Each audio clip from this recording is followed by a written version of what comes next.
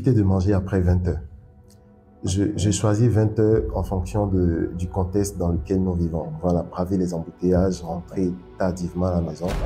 Donc, limiter le dernier repas à 20 heures. Au-delà de 20 heures, on peut se passer du repas, prendre juste un fruit pour pouvoir tenir et puis passer la nuit. On a fait. On peut... tous les jours. Donc, la fréquence raisonnable, c'est quoi? Une fois par... tous les 2 jours, une fois par semaine? Moi, je dirais, la loco, par exemple, une fois par semaine, c'est faisable. D'accord. Et derrière, il faudrait que dans l'alimentation, il y ait tous les éléments nécessaires pour pouvoir digérer au mieux cette graisse qu'on consomme là. C'est-à-dire ce gras-là. Oui. Il y a quelques produits acides qui, par moment, peuvent compenser le gras qu'il y a dans la loco, qu'il y a dans la sauce graine, qu'il y a dans la sauce arachide, par exemple. D'accord. OK. Maintenant, l'hydratation. Oui. Il y a des gens qui ne boivent pas.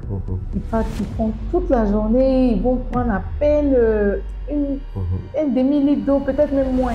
Est-ce que ça a un impact sur la santé? Oui, ça a un gros impact sur la santé. D'accord. Comme on le dit, l'insuffisance nuit, l'excès aussi nuit. Oui, d'accord. En parlant d'anecdotes, je vais revenir sur ça. D'accord.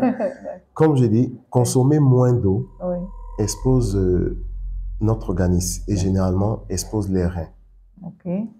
Les reins constituent l'organe du corps qui permet d'épurer, c'est-à-dire d'évacuer les déchets liquides de notre organisme. D'accord. Voilà. Et pour jouer au mieux son rôle, il a besoin quand même qu'il ait du liquide à disposition, de l'eau à disposition pour pouvoir évacuer ces déchets. Quand on consomme moins d'eau par jour, les reins auront tendance à fournir plus d'efforts pour pouvoir épurer le corps de ces déchets. Deuxième complication, on peut se retrouver à former des calculs. Oui, des calculs, c'est des pierres, des pierres comme du caillou, au niveau des reins et des voies urinaires. Parce qu'on n'a pas bu. Oui, parce qu'on n'a pas bu assez d'eau. D'accord. Dans le sens inverse, boire suffisamment d'eau expose encore les reins à une activité énorme. C'est-à-dire le rein commence à travailler. Et à un moment donné, il s'épuise. Il n'arrive plus à jouer son rôle et il peut laisser fuir les minéraux essentiels. Le sodium, le potassium, le chlore. Ça va entraîner voilà, des carences. C'est ça, ça va entraîner des carences et on va commencer à présenter des symptômes liés à cela. Pourtant, c'est notre hyperhydratation qui en est la base. Donc, à quel moment c'est trop? À quel moment c'est pas assez? Généralement, on se dit, en termes de quantité, il faudrait boire entre 1,5 litre et 2,5 litres d'eau par jour. Salut, c'est Dr Cissé de Vision Diamant. Comme vous savez, on a décidé de mettre à votre disposition des informations et des astuces pour vous permettre de préserver votre santé. Et dans ce cadre-là, nous recevons aujourd'hui Dr Michael. Comment vous allez, docteur? Ça va très bien. Ça va? Vous pouvez vous présenter pour nos téléspectateurs? D'accord, je suis Dr Enagnon Michael Saizono, médecin généraliste, médecin résident en structure hospitalière. Et donc, vous êtes médecin résident, ça veut dire que vous êtes régulièrement à l'hôpital, en contact avec des malades hospitalisés. C'est ça. Dites-nous, quels sont les motifs de consultation les plus courants? Ça peut être des douleurs thoraciques, difficultés respiratoires, et ça peut être de la toux. Voilà. Toux aiguë, toux chronique, ça veut dire quoi? Une toux aiguë est une toux qui évolue depuis moins de 3 jours. D'accord. Une toux subaiguë, c'est une toux qui évolue depuis 3 à 2 semaines. Au-delà de la 3e semaine, on parle de toux chronique. Mais 3 jours, pour 3 jours de toux, on va à l'hôpital, on va se faire hospitaliser? Oui, on peut se faire hospitaliser pour une toux évoluant depuis 3 jours. Bon, donc qu'est-ce qui doit nous... Parce que si tu as la toux, tu achètes un médicament de toux, tu fais le traitement, on se dit, voilà, il faut donner le temps au médicament d'agir. Mais qu'est-ce qui doit nous inciter à se dire, celle-là, c'est pas une toux comme les autres? Déjà, dès les 3 premiers jours, il faut que j'aille à l'hôpital. C'est ça. La toux, elle a des caractères. D'accord. Une toux qui devient invalidante est un motif d'hospitalisation. D'accord. elle peut être insomniante et empêcher le malade ou le patient de s'endormir la nuit. Dans ce cas, elle devient invalidante et il y a nécessité d'hospitalisation pour une meilleure prise en charge. D'accord. Donc, si on n'arrive pas à dormir à force de tousser, si on n'arrive pas à vaquer à ses occupations, en ce moment, on va se faire hospitaliser pour la toux. Oui. D'accord, ok. Maladie silencieuse. J'ai entendu ce terme. Qu'est-ce que ça veut dire, maladie silencieuse? Maladie silencieuse, c'est une maladie qui est bien présente, mais qui ne présente aucun symptôme dans ses phases de début. D'accord. Exemple? Exemple de maladie silencieuse, on a le diabète. Le diabète représente une maladie silencieuse au début. Pas de symptômes qui pourraient alerter le patient lui-même. Avant d'aboutir déjà au diabète, il faut signaler qu'on a la phase de prédiabète. Où cette phase-là, elle est quasiment asymptomatique. C'est-à-dire on ne retrouve pas de symptômes qui pourraient nous interpeller à consulter un spécialiste de santé. C'est quand on arrive au stade de diabète constitué que là, on commence à présenter les symptômes de la maladie. Généralement, le patient peut être amené à uriner beaucoup, il peut être amené à manger beaucoup, il peut être amené à avoir soif tout le temps. Et malgré cela, il peut présenter une fatigue extrême, il peut présenter une faim, qui s'étale pratiquement sur toute la journée, même après avoir mangé. Il peut présenter cette faim-là. Donc, ce sont des symptômes-là qui amènent le patient à consulter le spécialiste de santé. En ce moment, il n'est plus en phase de prédiabète, il est déjà diabétique. Oui, il est déjà diabétique. Malheureusement. En dehors du diabète, on a les maladies cancéreuses. On a les maladies cancéreuses qui généralement évoluent sans symptômes. Et quand on arrive à la phase des symptômes, la maladie elle est constituée. Généralement, c'est des maladies qui évoluent localement, c'est-à-dire elles peuvent atteindre un seul organe. Mais à la phase des symptômes, on peut se retrouver déjà avec d'autres organes qui sont atteints par la maladie. En ce moment, on parle de métastase. Métastase, c'est ça. D'accord, docteur. Et l'hypertension artérielle, elle est silencieuse aussi? L'hypertension artérielle, oui, on peut par moment la classer parmi les maladies silencieuses. Et par moment, on peut ne pas la classer parmi les maladies silencieuses. L'hypertension artérielle, généralement, tout le monde est sujet à la développer parce qu'elle concerne les vaisseaux. Voilà, elle concerne les vaisseaux et c'est la rigidité des vaisseaux liée au vieillissement. Et il y a plusieurs autres facteurs qui nous amènent à développer de l'hypertension artérielle. D'accord, ok. Et donc, quand on parle de maladies silencieuses, ce sont des maladies qui évoluent sans donner de symptômes. Et donc, il faut anticiper. C'est ça. Et pour anticiper, il faut faire des bilans de santé, je suppose. C'est ça. Qu'est-ce qu'un bilan de santé et à quelle fréquence il faut les faire? D'accord, c'est une très belle question. Un bilan de santé, c'est rien que des examens. D'accord. C'est des examens biologiques, c'est des examens imagériques qui permettent de déceler le plus tôt possible une affection qui généralement évolue à bas bruit, comme on le dit, une affection silencieuse. C'est ça. Voilà. Et généralement, le bilan de santé, c'est juste des examens qui vont interroger les organes du corps humain et savoir si ces organes-là se portent bien, s'ils arrivent à assumer la mission qui leur est destinée. Voilà.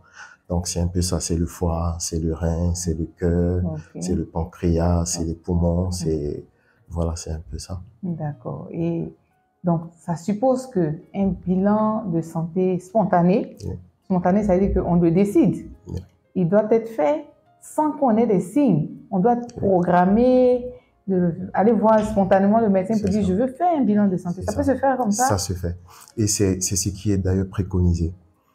Généralement, chez nous en Afrique, on attend déjà les dégâts pour consulter le spécialiste de santé. Et c'est une erreur très grave. À quelle fréquence on doit faire? Généralement, ça dépend de l'âge du patient et de plusieurs autres facteurs. Il y a des personnes qui ont déjà des pathologies déterminées pour lesquelles elles sont suivies. Chez ces personnes-là, il y a des complications qui sont liées à la maladie pour lesquelles elles sont suivies. Donc, il y a un bilan de santé régulier pour évaluer l'état déjà de la maladie de base et évaluer le risque de développer ces complications-là. Maintenant, chez un sujet lambda qui est en parfait état de santé, chez lui, il peut décider avec son médecin traitant ou son médecin référent de réaliser des bilans de santé à des rythmes déterminés. Ça peut être chaque 6 mois, ça peut être chaque année. Mais l'idéal, c'est de faire au minimum un bilan de santé de façon annuelle, au minimum. Oui. Ok, donc de manière annuelle. Et en Afrique, généralement, quand on n'est pas malade, on ne va pas à l'hôpital. Et même quand on est malade, on a des bobos, on se dit ça va passer. C'est ça. Ça tue pas africain. C'est ça. Et on attend que ça devienne grave. Oui. Et pourquoi, selon vous, on a ces habitudes-là? Moi, je dirais que c'est de la négligence. D'accord. C'est de la négligence. Or, pourtant, la santé est ce qu'on a de plus précieux. Exactement. Mais on constate que dans nos habitudes, sachant que c'est la santé la plus précieuse, on la met au dernier rang de nos soucis, de nos préoccupations. C'est un peu ça, c'est de la négligence. C'est comme ça que moi je vois cela. D'accord, et c'est assez dommage. Et est-ce que vous pouvez me donner un exemple, une anecdote de réflexe qu'il faut avoir? Peut-être que vous avez un patient qui avait une très bonne santé. Quelles étaient ses habitudes? Vous-même docteur, vous êtes médecin, vous avez certainement de bonnes pratiques et tout ça. Quels sont les réflexes qu'il faut avoir pour préserver sa santé? Les réflexes qu'il faudrait avoir pour préserver sa santé, moi, je vais peut-être les classer en 3 rangs. D'accord. Je dirais la vaccination. D'accord. En premier lieu. Le deuxième réflexe, c'est le dépistage, comme on le dit avec les bilans de santé. Exactement. Et le troisième réflexe, ce sont les mesures hygiéno-diététiques. D'accord. Voilà, les mesures d'hygiène et les mesures diététiques. Les mesures d'hygiène, ça concerne un peu le mode de vie. D'accord. Le mode de vie, la sédentarité, comment je dirais, le manque d'activité physique, la consommation des produits nocifs pour la santé. Exemple, je dirais le tabagisme, je dirais l'alcoolisme, je dirais les stupéfiants. C'est un peu tous ces produits-là qui sont nocifs pour la santé, mais pour le fun ou pour toute autre raison, on s'y accroche et qui font des dégâts au long cours. C'est ça. Donc, pour résumer, il faut se vacciner. Oui, il faut se faire vacciner. Il faut faire ses bilans de santé régulièrement. Oui, et puis avoir une bonne hygiène de vie. C'est ça. Donc, à quel moment un malaise doit nous inciter à consulter, ou bien on peut se dire, effectivement, comme on a l'habitude de le faire, ça va passer? Moi, je dirais, il n'y a pas de petit malaise, il n'y a pas de simple malaise. Tout malaise doit interpeller et constituer une urgence de se rendre dans un centre de santé, un centre hospitalier pour une prise en charge adaptée. Mais après, vous risquez d'être débordé et ça coûte de l'argent aussi, docteur. Non. Se retrouver déjà au stade de malaise, ça sous-entend qu'il y a un problème de base. D'accord. Ça peut être un problème ayant trait à la santé, c'est-à-dire, ou ça peut être un problème ayant trait à l'alimentation. Dans tous les cas, si le problème de base n'est pas détecté, on risque de se retrouver avec des dégâts par la suite. D'accord. Voilà. Parce qu'on peut se dire, oh, j'ai un petit vertige, j'ai pas bien dormi, ou bien je suis trop fatiguée, j'ai trop travaillé, donc peut-être c'est pour ça que j'ai le vertige, alors que c'est peut-être même la tension qui est en train de monter. C'est ça. Donc, chaque fois, même si tu as un petit vertige, tu as un peu mal au ventre, tu dois aller à l'hôpital systématiquement. Oui, systématiquement.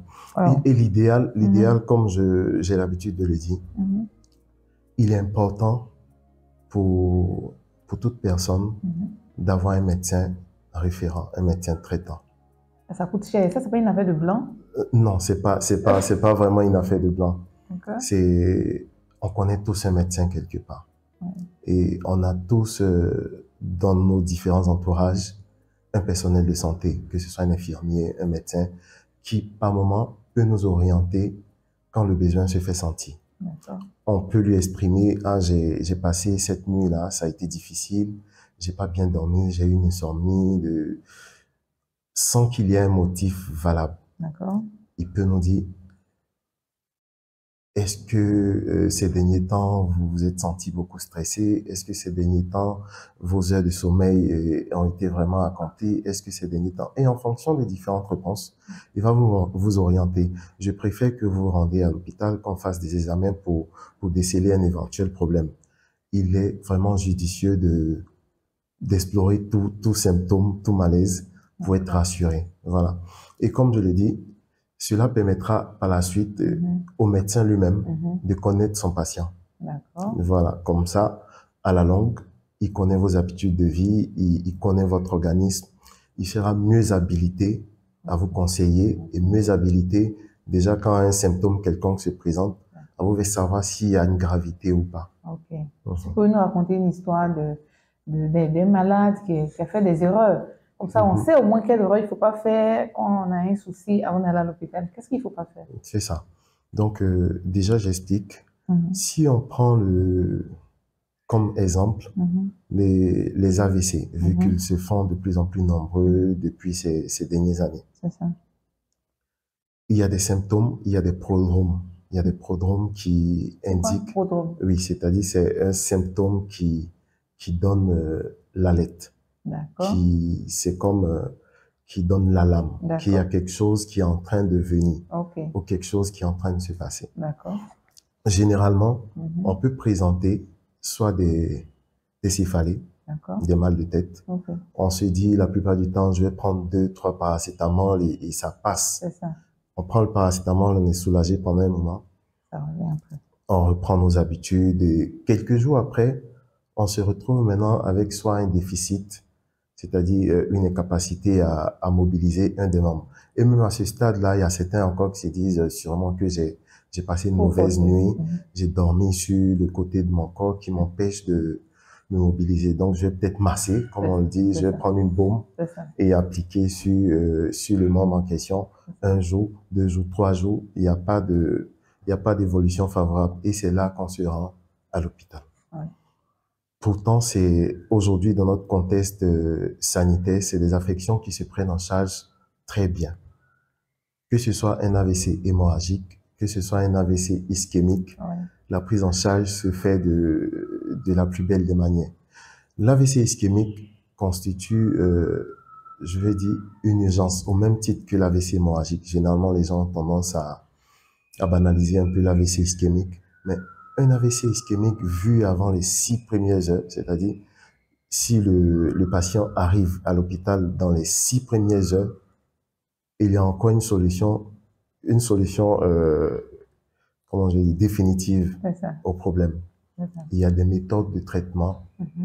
Il y a une méthode qu'on appelle la thrombolyse, par exemple, qui permet d'aller voilà, retirer le caillot qui obstrue le passage. Et là, si on traîne, c'est-à-dire le délai entre la maison et l'arrivée à l'hôpital, plus il est long, plus les dégâts s'installent et les risques de récupérer définitivement sont minimes. Bon. Là, vous avez parlé de mal de tête. Oui. Bon, mal de tête, c'est quelque chose qui est courant, mais de chez courant. Oui. Si on doit aller à l'hôpital à chaque fois qu'on a mal à la tête, docteur, c'est compliqué. C'est compliqué. Est-ce qu'il y a une différence entre les différents types de maux de tête? Est-ce que c'est quand c'est dans le front, dans la tempe? Oui. Effectivement, il y a différentes localisations pour les mal de tête. Et en fonction des différentes localisations, il y a des affections qui sont bien déterminées. D'accord. Donc, lequel doit faire consulter? Ou bien tout on doit devant toutes ces céphalées. Non, l'idéal, devant tout mal de tête, consulter un spécialiste de santé. Oui. D'accord. Oui. Mais si on contrôle l'attention, que l'attention est bonne, on peut rester à la maison? On consulte un spécialiste de santé, oui, quand même. D'accord, ok. Parce que c'est le spécialiste, c'est le personnel de santé qui pourra faire savoir aux patients que c'est juste des céphalées qui sont liées au manque de sommeil, c'est juste des céphalées liées au stress, c'est des céphalées liées à l'hypertension artérielle. Mais dans tout cas de figure, il y a toujours un traitement à prendre. Le traitement, c'est pas forcément les médicaments. Un conseil est un traitement. Et généralement, les conseils sont les meilleurs traitements que les médicaments. C'est un peu ça. C'est ça. De par votre expérience, est-ce qu'il y a des mauvaises habitudes qui nuisent beaucoup à la santé que vous voyez, c'est-à-dire des choses qu'on aurait pu éviter. Oui. Mais par nos mauvaises habitudes, on se retrouve en hospitalisation et on est obligé de dépenser beaucoup d'argent. Oui, oui, oui, oui. Il y a, il y a beaucoup d'habitudes, il y a beaucoup d'habitudes qu'on doit éviter, pas qu'on peut éviter, on doit éviter. On doit éviter, obligatoirement. Oui, obligatoirement, on doit éviter. D'accord. Et parmi ces habitudes-là, j'avais déjà cité la sédentarité. C'est ça. J'ai cité la sédentarité. Sédentarité, vous pouvez réexpliquer, c'est le fait de ne pas faire des activités physiques. C'est ça. Ne pas faire d'activités physiques, ne rester longtemps dans des positions données, avoir un rythme de vie atone. C'est un peu ça la sédentarité. D'accord, ok. Voilà. L'alimentation également, il y a des attitudes à éviter en alimentation. C'est ça. On a l'habitude de le dire, consommer des repas tardifs. D'accord. Voilà, consommer des repas tardifs qui vont entraîner un retard de digestion. Ça, c'est quelle heure? Éviter de manger après 20 heures. J'ai choisi 20 heures en fonction du contexte dans lequel nous vivons. Voilà, braver les embouteillages, rentrer tardivement à la maison. Donc, limiter le dernier repas à 20 heures. Au-delà de 20 heures, on peut se passer du repas, prendre juste un fruit pour pouvoir tenir et puis passer la nuit. Si on a faim, on peut manger au moins une salade? Oui, la salade, par contre, on peut la consommer après 20 heures, mais même après 21 heures, l'idéal, c'est de laisser tomber.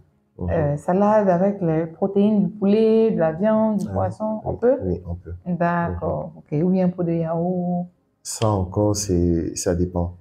Si on a une intolérance au lactose, faudrait éviter. Sinon, le yaourt, c'est pas ça. D'accord. Et c'était des maladies silencieuses comme le diabète, l'hypertension, vous avez dit c'est mitigé, l'AVC. Est-ce que ce sont des maladies qui sont évitables? Oui, c'est des affections qui sont évitables. Des affections qui sont évitables. Ça passe par la prévention. Ça passe par...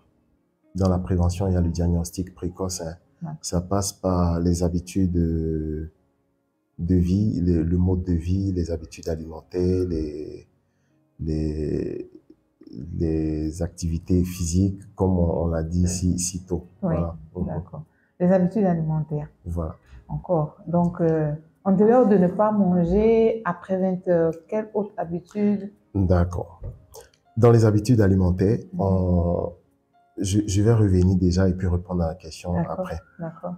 L'hypertension artérielle, comme je l'ai dit tantôt, était liée à la rigidité des vaisseaux. D'accord.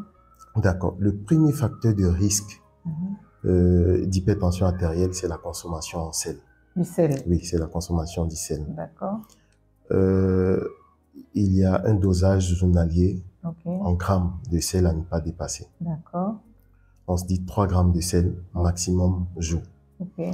Et au-delà de ce seuil-là, on commence à sensibiliser. Voilà, non, pas stocker. On commence à irriter un peu les vaisseaux. D'accord. Voilà. Et commence la rigidité vasculaire en réalité. D'accord. Deuxième facteur de risque, c'est le stress. Mais aujourd'hui, on y est tous exposés. Voilà. Le stress fait partie intégrante de nos différents quotidiens, avec le boulot, avec la routine de vie. Donc, l'idéal, c'est d'arriver à gérer ce stress-là au mieux. Essayer d'embellir ses journées au maximum, sans pour autant stresser pour tout et n'importe quoi. On peut stresser, mais pour des motifs justifiés. Et on ne peut pas se permettre de stresser tout le temps. Voilà, parce que le stress finira par entraîner une activité cardiaque accélérée. L'activité cardiaque accélérée va entraîner après une surexploitation des vaisseaux qui seront soumis à de lourdes épreuves en permanence. Et là, on va se retrouver après avec les dégâts, hypertension artérielle et après insuffisance cardiaque et tout le reste. D'accord. L'AVC? Oui. Voilà, pour répondre à la question maintenant, généralement, l'AVC est la résultante de plusieurs facteurs. Comme je l'ai dit, on a différents types d'AVC. On a l'AVC ischémique et on a l'AVC hémorragique. Dans l'AVC ischémique, il s'agit d'un caillot de sang qui viendra obstruer une des artères du cerveau.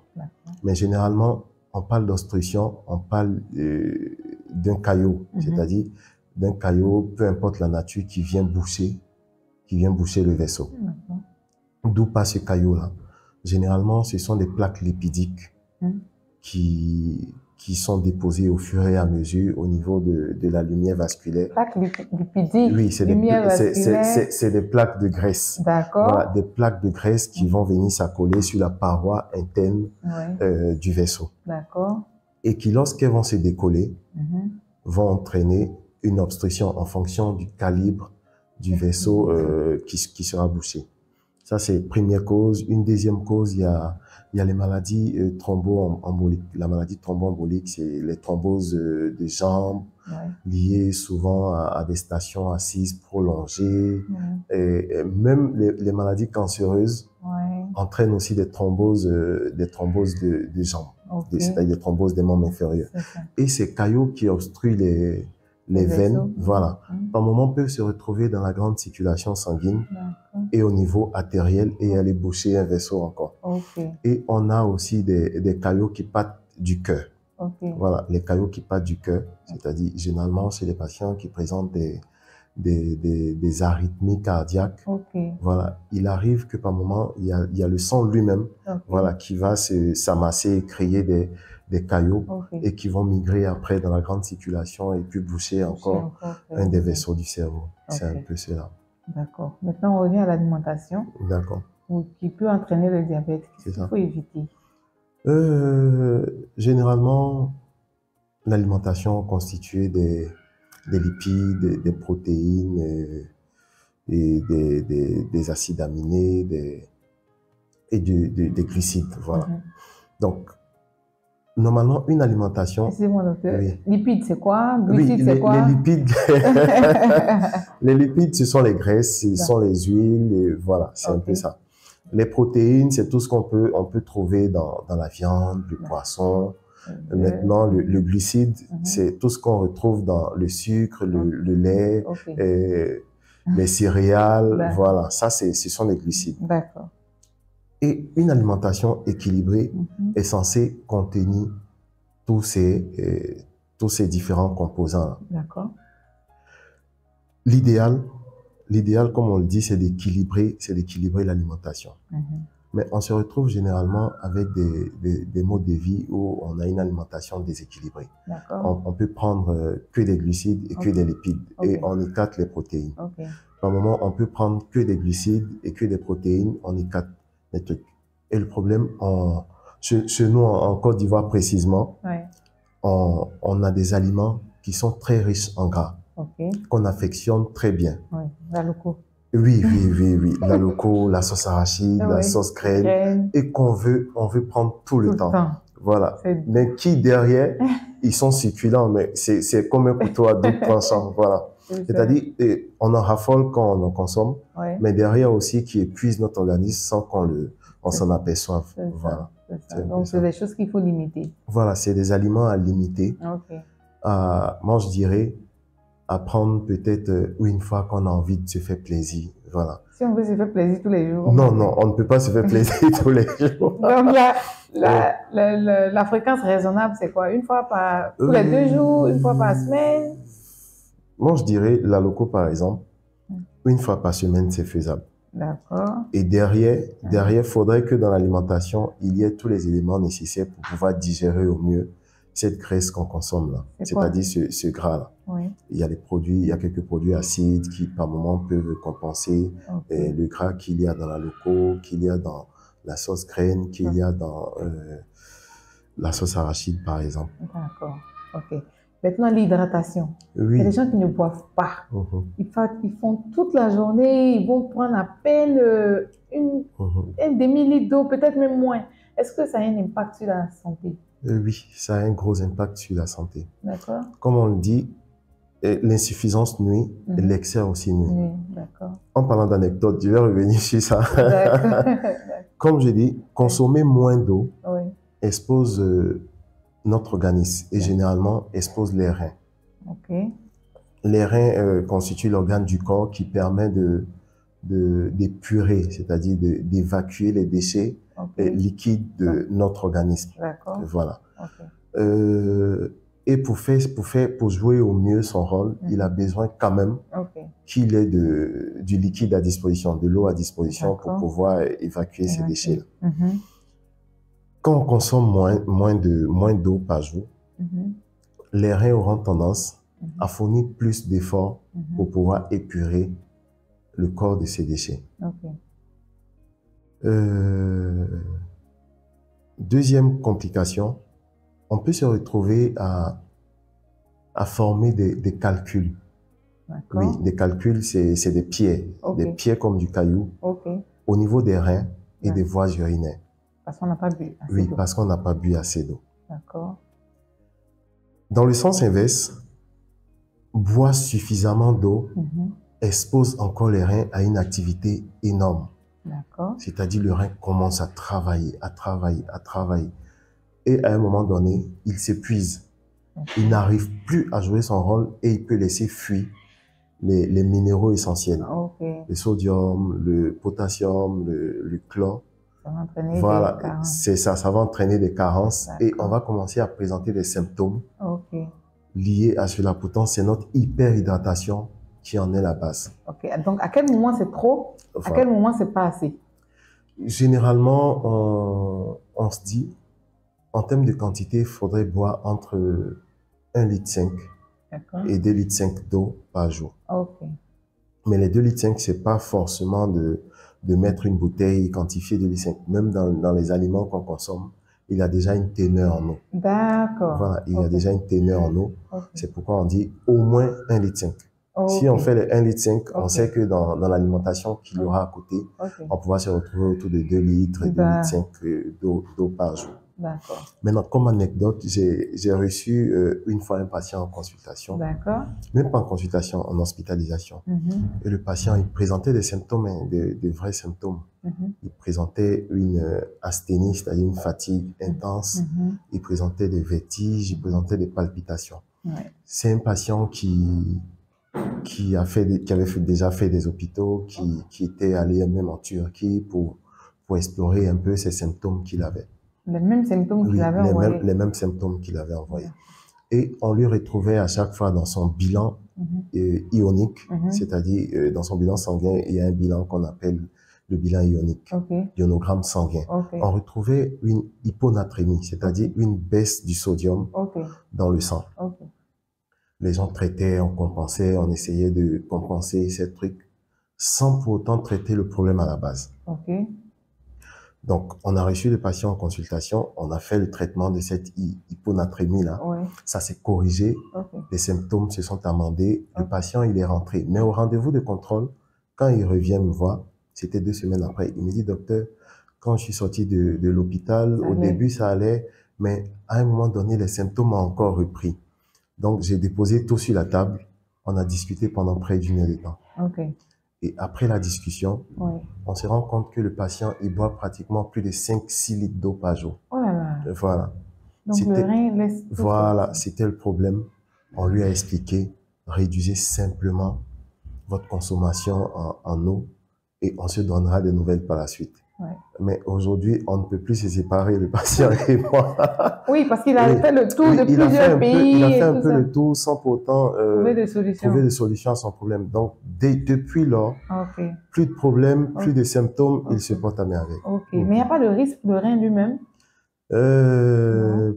Pas vraiment de risque dans l'immédiat. Quand le problème, il est répété sur une longue durée, on peut commencer à avoir des risques. D'accord. Donc aujourd'hui, on a constaté que la santé est devenue précaire. Tu entends parler d'AVC par-ci, insuffisance rénale par-là, hépatite, et surtout le cancer, c'est devenu tellement courant aujourd'hui. Avant, c'était pas comme ça en fait. À quoi c'est dû toutes ces pathologies qui affluent comme ça, et en désordre, on ne sait plus quoi faire? Plusieurs causes, plusieurs facteurs. Le premier facteur, c'est vrai qu'il y a plusieurs affections qui ont été citées, mais le premier facteur, c'est l'hygiène de vie. Toujours. Toujours. La santé commence par une bonne hygiène de vie. Ouais. La discipline, c'est ça? Oui, la discipline. Une discipline. Il faudrait se forger une discipline de vie. Une activité physique régulière. Activité physique, c'est pas forcément une activité physique intense. Mais c'est une activité, ça peut être de la marche rapide, c'est une activité physique. C'est ça. Et seulement, faudrait qu'elle soit régulière. Faudrait pas faire une activité qui nous épuise et qu'on a tendance à fuir. C'est ça. Parce qu'elle elle est lourde à supporter. C'est ça. Une activité physique régulière, c'est déjà le début. Une alimentation saine et équilibrée. Ensuite, éviter au maximum les produits super raffinés. Voilà, éviter au maximum les produits super raffinés. On sait que déjà avec les OGM, les organismes génétiquement modifiés, c'est compliqué. On ne pourra pas faire autrement, mais l'idéal, c'est de minimiser au maximum l'utilisation des produits super raffinés. C'est quoi les aliments super raffinés? Voilà, les aliments super raffinés, on a le sucre qu'on consomme généralement à tout bout de champ de façon intempestive, voilà, qui a des répercussions assez graves et lourdes sur notre santé. Voilà. On a les huiles super raffinées. Parce que de jour en jour, on développe des huiles, on dit non, c'est telle huile, ça a été raffiné à tel. On a notre huile rose classique qui peut faire l'affaire. Je ne dis pas que Dinon n'est pas bon. Hein. Je ne dis pas que Dinon n'est pas bon, mais il ne faudrait pas en abuser. D'accord, d'accord, ok. Et parmi ces habitudes-là aussi, qu'est-ce que vous pensez de la malbouffe, ce qu'on appelle la malbouffe? On a les moyens, on ne veut pas cuisiner et on commande régulièrement les pizzas, les burgers, les shawarma et on en fait notre alimentation à midi, le soir et tous les jours. On pense que c'est le fait d'avoir les moyens, mais est-ce que c'est recommandé? Moi, je dirais que c'est des repas qui devraient être occasionnels. D'accord. Ça doit pas faire, on ne devrait pas en faire notre quotidien. C'est ça. Voilà. On doit les limiter au maximum. Parce que, comme je dis, ce sont des repas qui sont constitués pour pratiquement tous les composants de produits super raffinés. Voilà. Exactement. Ça. Exactement. Donc, on va parler d'automédication. Oui. Donc, est-ce que vous avez une histoire d'un patient, par exemple, qui est venu en hospitalisation parce qu'il avait fait de l'automédication? Est-ce que l'automédication peut entraîner des complications? Oui, de graves complications. D'accord. De graves complications. Généralement, on a des médicaments qui sont à portée de main, exemple le paracétamol. On se dit, dès que j'ai un petit problème, je prends le paracétamol. Mais le truc, c'est que, prenons l'exemple d'un patient qui arrive à l'hôpital, qu'on reçoit en hospitalisation pour une hépatite. Mais c'était une hépatite fulminante, c'est-à-dire le foie était dépassé, le foie était tellement agressé à cause du paracétamol. Les premiers symptômes d'une hépatite, ce sont les céphalées, ce sont les courbatures, comme on a l'habitude de dire, des douleurs articulaires, tout ça. Mais devant ces symptômes-là, le patient, il se rend à la pharmacie, je peux avoir du paracétamol, il va avoir du paracétamol. Il prendra ces médicaments-là.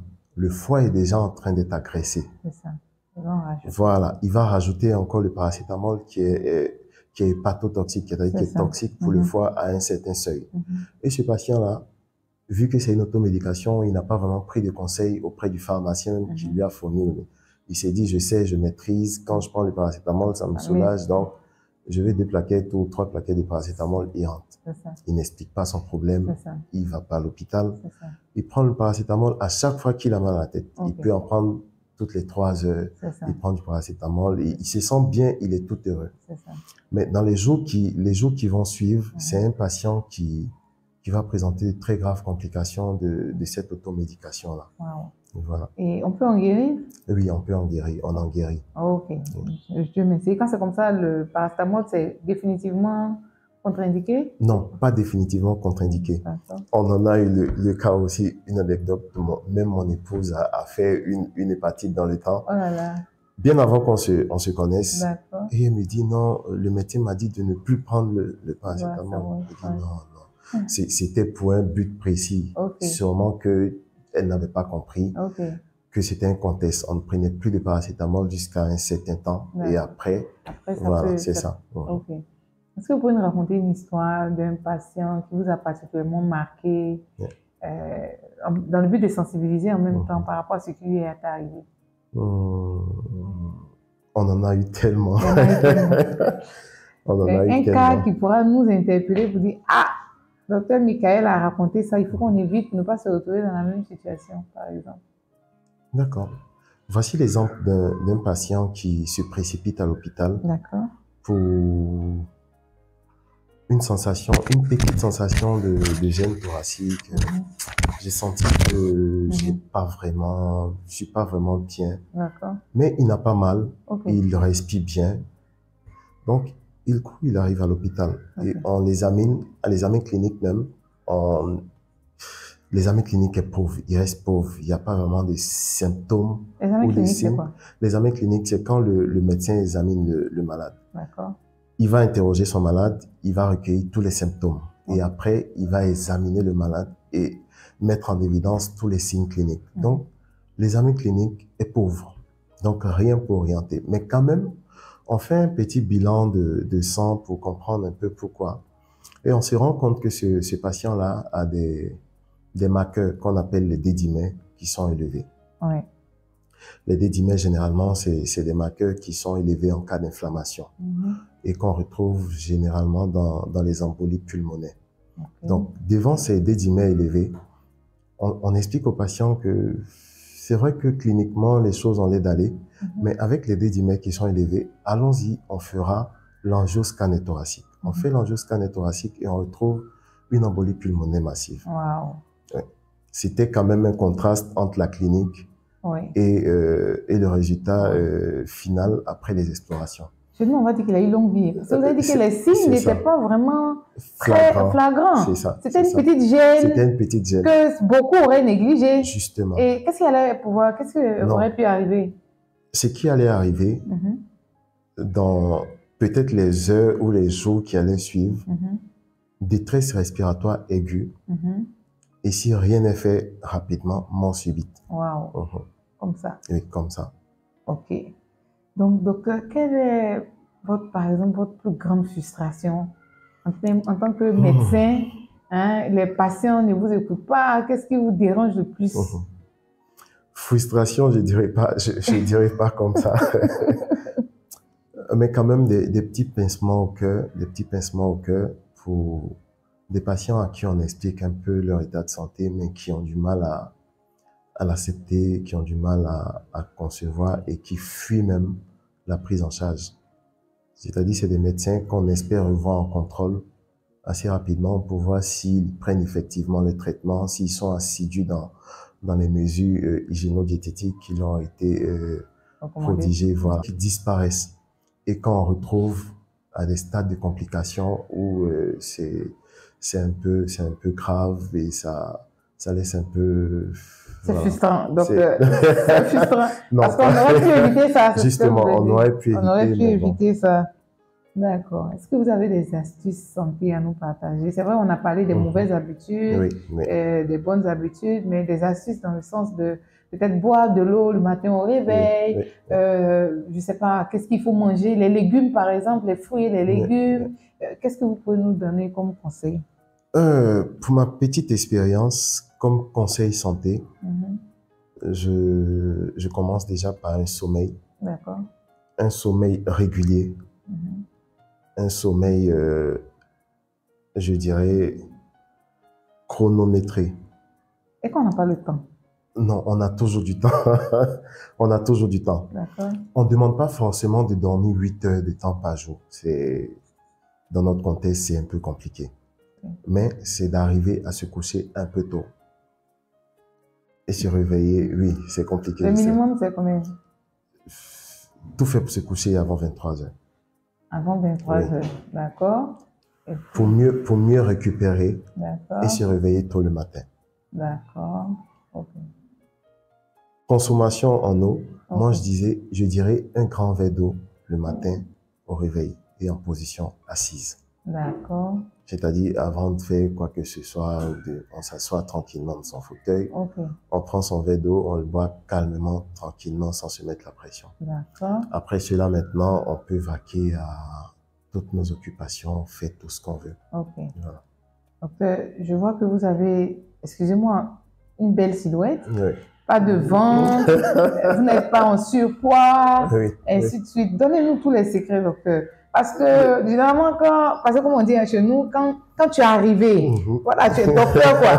Donc, les moyens sont là. Après, on commence à avoir de l'embonpoint, le ventre. Mais on voit que le docteur n'a pas de ventre, il n'est pas gros. Docteur, dites-nous tout, comment vous faites pour garder la ligne? Bon, ça, c'est un secret que je vends. Activité physique régulière. Régulière. Je n'ai que 2 repas par jour. D'accord. Lequel? J'évite. Je prends mon premier repas au plus tôt à 11h30. C'est-à-dire mon premier repas, généralement, il varie entre 11h30 et 14h. D'accord. Mon premier repas. D'accord.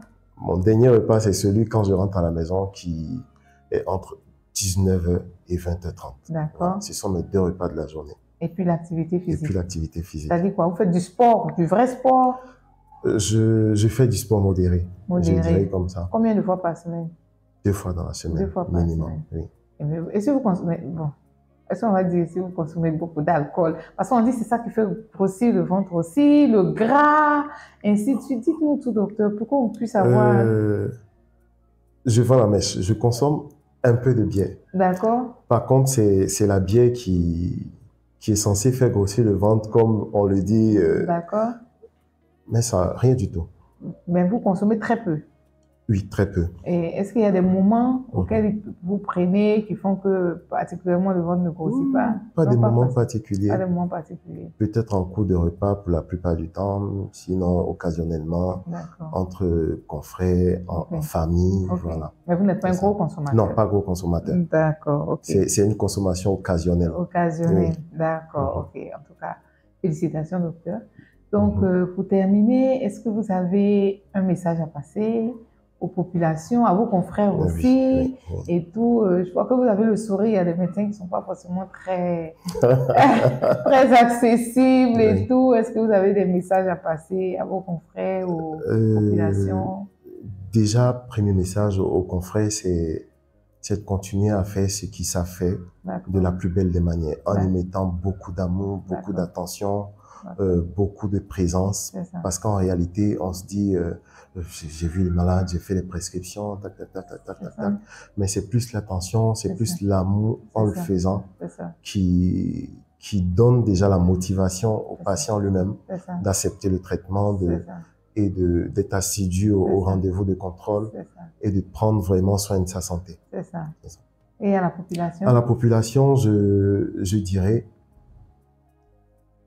l'idéal, c'est de se faire suivre par un personnel de santé qualifié pour éviter à la longue de développer des maladies, comme on l'a dit, silencieuses, qui feront des gros dégâts à l'avenir. C'est ça. Voilà.